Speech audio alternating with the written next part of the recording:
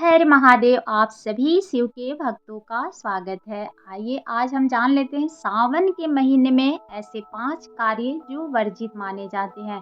अगर आप सावन से पहले करना चाहते हैं तो आप सारे कार्य 11 जुलाई से पहले ही निपटा लें, क्योंकि सावन में इन कार्यों को करना मना ही होता है। नहीं तो भगवान शिव की आराधना अगर आप करते हैं तो वो भक्ति भाव आपका कम हो जाता है। भगवान शिव तो प्रसन्न नहीं होते, आपके किए गए कोई भी कार्य असफल होने लगते हैं। तो आइए जान लेते हैं सावन के महीने में इन कार्यों से आपको कैसे बचना चाहिए।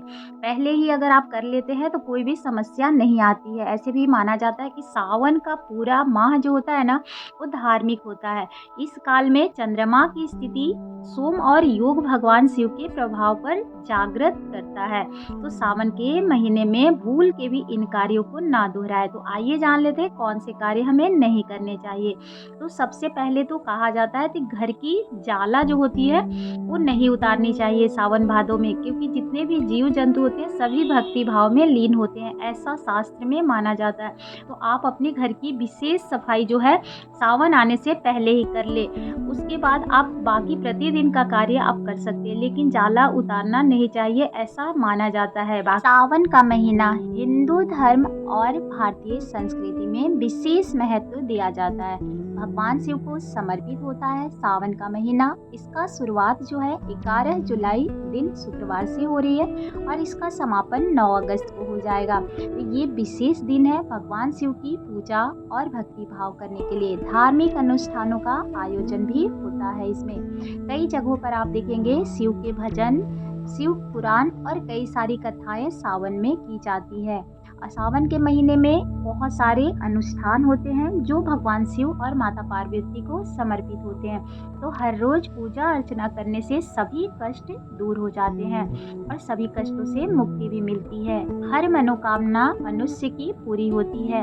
हालांकि इस पवित्र महीने में कुछ ऐसे कार्य हैं जिन्हें पारिवारिक और परंपराओं के अनुसार, धार्मिक मान्यताओं के अनुसार वर्जित भी माना जाता है। तो आइए जान लेते हैं कि ऐसे कौन से कार्य हैं जिन्हें आपको 11 जुलाई से पहले निपटा लेने चाहिए, क्योंकि शास्त्र में भी माना जाता है कि सावन का महीना बहुत ही शुभ होता है और चातुर्मास भी आरंभ रहती है। तो कुछ विशेष ऐसे कार्य हैं जिनका मना ही होता है। कहा जाता है कि इस महीने में विशेष कार्य करने से पहले आपको सोच समझ के कोई ऐसे कार्य करने चाहिए जिससे भगवान शिव की आराधना भी हो और उनके भक्ति भाव भी आपको प्राप्त हो जाए। सावन के महीने में भूल से भी घर का जो अदला बदली होती है वो नहीं करनी चाहिए। कोई भी आपको, चाहे घर हो, मकान हो, चाहे फ्लैट हो, आपको इस समय नहीं खरीदनी चाहिए। ये सारे कार्य भी आप पहले से ही कर ले, तभी आपको कोई भी बुरे प्रभाव जो होते हैं उससे आप निकल सकते हैं। क्योंकि भगवान शिव की आराधना तभी किया जा सकता है जब उनकी भक्ति भाव आप पे पूरी तरह से प्राप्त हो, आपकी कोई भी ऐसे गलती ना हो जिससे कि अशुभ फलों की प्राप्ति हो। इसीलिए माना जाता है कि जमीन जायदाद की कोई भी शुरुआत अशुभ समय में नहीं करनी चाहिए। अब ये मांगलिक कार्य में आते हैं, तो इन कार्यों को आप पहले ही निपटा ले अगर आपकी संभव हो तो, क्योंकि उसके बाद चातुर्मास जब से आरंभ होती है इन कार्यों से बचना। दूसरा कार्य आइए जान लेते हैं कि क्या नहीं करना चाहिए। देखिए, दूसरे कार्य में तो यही माना जाता है कि सावन के महीने में भूल से भी आपको बाल दाढ़ी नहीं कटवानी चाहिए, क्योंकि इससे भी दोष लगता है। तो कभी भी सावन के महीने में अगर आप शादी ब्याह हुआ, चाहे मुंडन हुआ या गृह प्रवेश हो जाता है, तो ये सारे जो कार्य होते हैं ना, मांगलिक कार्य, वो संपन्न नहीं माने जाते हैं। इन कार्यों को करने से सफलता भी नहीं मिलती, क्योंकि चातुर्मास का आरंभ हो जाता है। तो ये शास्त्र में भी वर्जित होता है कि जब चातुर्मास आरंभ हो जाएगी, जो कि 6 जुलाई से आरंभ हो रही है, तब से 4 महीने तक कोई भी मांगलिक कार्य वर्जित होते हैं। तो सावन के महीने में इन कार्यों से आप बच्चे, कोई भी प्रॉपर्टी अगर आप खरीद रहे हैं तो इन सब कार्यों को नहीं करना चाहिए, क्योंकि ये शुभ नहीं माना जाता।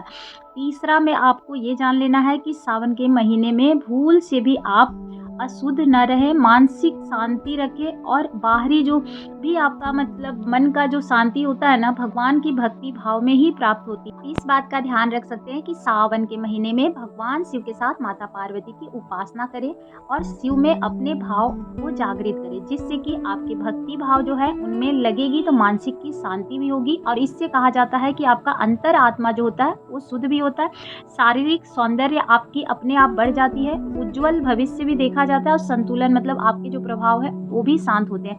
तो कभी भूल के भी इस समय अपने मन को अशुद्ध ना करें और कोई भी इसमें क्या कार्य नहीं करने चाहिए, इस बात का भी ध्यान रखें। क्योंकि देखिए सावन का जो महीना होता है ना, उसमें जितनी भी तामसिक पदार्थ होती है, चाहे फिर लहसुन प्याज हो गया या फिर मांस मदिरा हो गया, तो इस तरह की सेवन आपको पूरी तरह वर्जित होता है। तो सावन और भादो जो होता है भगवान शिव को समर्पित होता है, तो इन कार्यों से आपको बचना चाहिए। तो जो भी अगर आप तामसिक भोजन करते हैं तो सावन से पहले ही आप कर लें, क्योंकि सावन में ये सारे वर्जित होते हैं। सात्विक भोजन भी करना चाहिए, संयम रखना चाहिए, इसमें ब्रह्मचर्य का पालन भी कर सकते हैं। कोई भी किसी का अनादर तो करना ही नहीं चाहिए, ऐसा माना जाता है। तो जो भी अगर इसमें अगर आप बाल की कटिंग कराना चाहते हैं या फिर आप दाढ़ी मूंछ बनवाना चाहते हैं, जो भी है, अगर आप नहीं मान रहे हैं तो कोई दिक्कत नहीं है, सबकी अपनी परंपरा है, क्योंकि ये धार्मिक मान्यताएं हैं।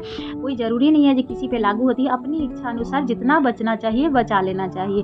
भगवान शिव के अगर भक्त हैं तो आप इन कार्यों को कर सकते हैं। तो सात्विक रखिए, संयम रखिए। आप कई लोग तो ये भी मानते हैं गद्देदार बिस्तर पे नहीं सोना चाहिए। लेकिन तीसरे चीज में आ जाता है कि कांसे के बर्तन में आपको भोजन नहीं करने चाहिए, ऐसा माना जाता है, क्योंकि कांसे का बर्तन इस्तेमाल नहीं करना चाहिए। सावन के महीने में दही चाहे कढ़ी भी वर्जित होती है, वो भी नहीं खानी चाहिए। तो आप कांसे के जो भी बर्तन है आप भोजन में अगर प्रयोग कर रहे हैं तो उन्हें धोकर आप पहले से ही रख दें सावन के महीने में। और चौथी में कई लोग ये भी मानते हैं कि सावन के महीने में तेल नहीं लगाई जाती, इसकी मनाही होती है। तो कई लोग इसको मानते हैं, लेकिन मान लीजिए जिनके बच्चे छोटे हैं या फिर उनको बहुत कोई ज़रूरी है, चाहे शरीर में ऐसी कोई पीड़ा आ रही है, तो देखिए अपनी शरीर और अपनी सामर्थ्य देखकर आप ये कार्य को वर्जित कर सकते हैं। नहीं तो ऐसा कुछ नहीं है। अगर आपसे ये बच पाता है तो बचाइए। और बच्चे के लिए सब माफ़ होता है, क्योंकि बच्चे को तो तेल मालिश करनी ही पड़ती है, तो उसके लिए कोई दिक्कत नहीं है। लेकिन अगर आपको लगता है कि आपका स्वास्थ्य सही है, अगर निकल सकता है तो आप निकाल सकते हैं। तो सावन माह में शिव पूजन के लिए बहुत ही शुभ दिन माना जाता है। इसमें किया गया कोई भी ऐसा कार्य भगवान को समर्पित होता है। तो आप इसमें ध्यान रखिएगा। पांचवी चीज में ये भी ध्यान रख लीजिए, जो माना जाता है कि भगवान शिव को कभी भी ऐसी चीज़ें, ऐसी वस्तु ना अर्पित करें जो वो उनके लिए मना होता है। तो इस बात का भी ध्यान रखिएगा कि कहा जाता है कि भगवान शिव को सावन के महीने में केतकी का फूल, तुलसी पत्र, ये सब वर्जित है। ऐसे तो कुमकुम भी उनको नहीं चढ़ाई जाती, हल्दी भी नहीं चढ़ाई जाती है, क्योंकि ये सारी वस्तु जो है वो निषेध मानी जाती है। तो अपनी संभव और अपनी जो भी समर्थाएं हो उसके अनुसार कर सकते हैं। सावन के महीने में कोई भी मांगलिक कार्य ना करिएगा, क्योंकि ऐसे भी 4 महीने तक वर्जित होता है। ये समय चातुर्मास का चल रहा होता है, तो इसमें वर्जित माना जाता है। बाकी आप गद्देदार बिस्तर पर अगर सो पाते हैं तो सोएं, नहीं तो फिर आप अगर ज़मीन पे संयम से अगर आप शयन कर सकते हैं तो कर सकते हैं। तो ये अपनी इच्छा है। बाकी इसमें और भी एक चीज़ जान लीजिए, जो सावन के महीने में कहा जाता है कि पत्तेदार सब्जियां, मसालेदार तो भोजन करनी ही नहीं है। अब ऐसे भी बैगन, गुड़ और जो मूली होती है या फिर कढ़ी, तो आपको पहले ही बता दिया, तो कढ़ी, इस तरह की पदार्थ को आपको पूरी तरह से अवॉइड करना है। इन चीज़ों का खान पान न रखें, ब्रह्मचर्य का पालन करें, लहसुन प्याज का सेवन न करें। सावन के महीने में कभी भी कोई भी किसी भी साधु महात्मा का अनादर न करे, क्योंकि किसी का अपमान करना बिल्कुल भी सही नहीं माना जाता है। आपकी जो भी पूजा के प्रभाव होते हैं वो कम होते हैं। कभी भी किसी का अनादर न करें, कभी किसी को दरवाजा से खाली हाथ न लौटाएं। आपकी जितनी भी समर्थाएं हो उस अनुसार से आप उस इंसान की मदद कर सकते हैं। तो पहले से ही इन कार्यों को आप देख लीजिए, आपको कौन से कार्य नहीं करने हैं। पहले से ही 11 जुलाई से पहले ही आप भगवान भोलेनाथ के लिए ये सारे कार्य जो आपको पहले निपटाने हैं निपटा ले, क्योंकि सावन का महीना बहुत महत्वपूर्ण होता है।